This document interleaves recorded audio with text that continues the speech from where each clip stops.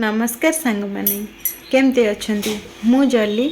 मु आपण मान का आशीर्वाद बहुत भलरे अच्छी जानचंदी सांग माने संपर्क तीनोटी शब्द अर्थ अनेक कहबा को गले बंचिबार गोटे माध्यम जी संपर्क बापा माँ कर संपर्क पुओ झीर संपर्क स्वामी स्त्री संपर्क भाई भौणीर संपर्क बंधुत्वर संपर्क किंतु एମିତି କିଛି संपर्क थाए न जानिकी अजणातर भी जोड़ी हो जाए थाए एते जोड़ी हो जाए थाए जहाँकि दूरेई भी कष्ट लगे किंतु बेले बेले एମିତି କିଛି समय आसे किछि भूल बुझामणा पाई से संपर्क रु दूरेबा को पड़े आमको कष्ट हुए कि संपर्क जोड़ी होता कहीं पुणी भांगिला कौन पाई किंतु